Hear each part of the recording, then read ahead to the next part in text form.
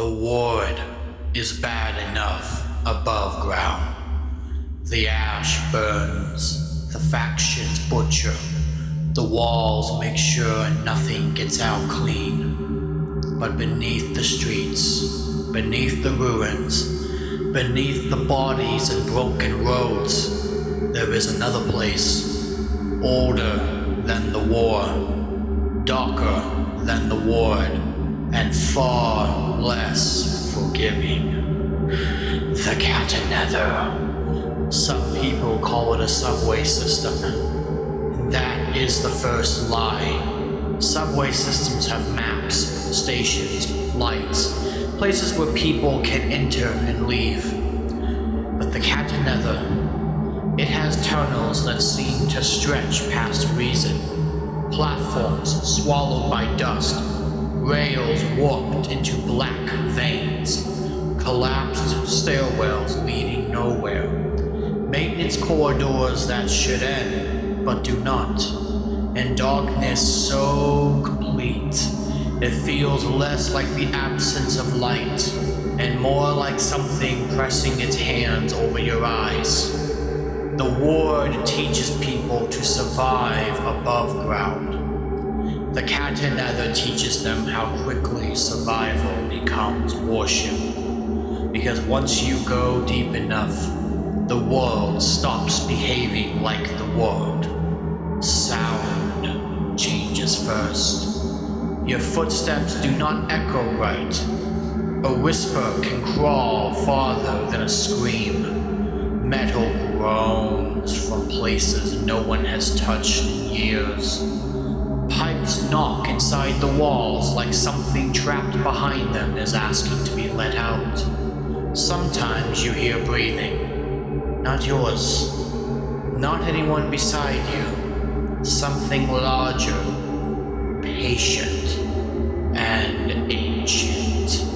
Something that does not need to hurry because it knows every tunnel inevitably brings you closer.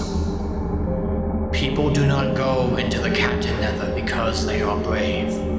They go because they have run out of options on the surface. A fugitive runs from Rome and takes the stairs down. A smuggler carries medicine through forgotten service routes. A family hides from an Avalon firestorm in the bones beneath the city. A breedless survivor crawls below ground to escape one kind of hunger, only to find another, much, much worse kind, waiting in the dark. Desperation has always been the Catanether's favorite invitation. It does not need gates. It does not need guards. It waits beneath every broken street and open drain, knowing someone will eventually decide the dark is safer than the war in the light above. They are almost always wrong. At first, the Catanether feels like shelter. No ash falling from the sky, no patrols marching through the streets, no banners, no towers, no floodlights, just cold air, old concrete, and the relief of being unseen. But that relief does not last, because the Catanether does not simply hide people. It separates them from the sun, direction, time, each other, and their own sanity. Minutes stretch until they feel chewed apart. A flashlight beam becomes the only piece of reality you can trust, and even that begins to eventually feel small. The dark sits beyond it, thick and endless, waiting for the battery to weaken. You start counting breaths, then steps, then turns, then prayers. Then you eventually stop counting because the numbers no longer make sense. That is when the Catanether begins working on the mind. It makes every sound personal. Every drip becomes a footstep. Every scrape becomes a blade leaving its sheath. Every breath behind you becomes proof that you are not alone. And the worst part is that sometimes you are right. The black broom moves through the tunnels like a thought that learned how to breathe. It does not roll in like ordinary fog. It gathers. It listens. It slides along the floor, curls around ankles, slips through cracked masks, and crawls into lungs already shaking from fear. People think fog blinds you. The black broom does more than that. It edits you, turns memory against instinct, makes a familiar voice sound like it is calling from the next corridor. It makes a dead friend whisper your name from the rail line. It makes you see motion in places nothing moved. It makes you doubt the person walking beside you. And then finally, it makes you doubt yourself. A man might enter the Catanether searching for his brother. By the third hour, he cannot remember if his brother was ever real. A woman might go down with 5 others. By morning, she swears there were 6, or 4, or maybe none. The broom does not kill quickly. It is crueler than that.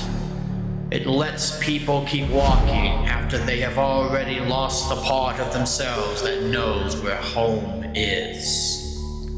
And then there are the Umbra Hounds. Do not let the name make them sound like beasts from a campfire story. They were human once. That is what makes them worse. Human shapes bent wrong by cybernetic monstrosities. Old flesh clinging to metal frames. Hands that still look almost like hands. Faces stretched around machinery that should never have been placed beneath skin. They move through the tunnels with a speed that feels impossible in such tight spaces. You may hear metal tap once, then nothing. You may see 2 pale points watching from the dark, then nothing. You may find claw marks in concrete, blood smeared across tile, a boot with the foot still inside, and then the lights go out. The Umbra Hounds do not hunt like men. Men hesitate. Men breathe too loudly. Men make themselves known through fear, anger, hunger, or pride. Umbra Hounds are quieter than memory. They wait inside the dark until the dark itself feels responsible for them. By the time you understand where they are, they have already chosen how close they want to be. People have tried to fight them. Of course they have. This is the ward. Everyone thinks violence is a language every monster understands. But resolve disappears down in the tunnels. Blades strike metal. Fire devours oxygen. And panic does not rest. The Catanether does not care how dangerous you were above ground. A tribune can die screaming in the same tunnel as a thief. An Avalon butcher can burn through half a corridor and still hear something crawling behind the flames. A breedless raider can enter with trophies around his neck and leave without his own name. Down there, titles rot fast. Only fear keeps its rank. But the Catanether's greatest horror is not the broom. It is not the Umbra Hounds. It is not even the darkness itself. It is the feeling that the tunnels are not abandoned, not empty, not dead. The pipes breathe. That is what survivors say when they come back wrong. They speak of the breathing pipes, the sound of the veins, deep in the walls, beneath the tracks, behind sealed doors, and in the long, far away, forgotten reaches of damnation. Something moves through the infrastructure like blood through a body. A pulse under concrete. A pressure in the air. A rhythm too slow to be machinery. Too steady to be collapse. There are places where the tunnel walls sweat. Places where the air turns warm for no reason. Places where metal bends inward, as if the whole passage is clenching around something passing nearby. Some survivors insist the Catanether is alive. Others say that is madness. But madness is not the same as being wrong. Because the deeper you go, the harder it becomes to believe these tunnels were built by people alone. The rails curve where they should run straight. Old station signs point towards districts that never existed.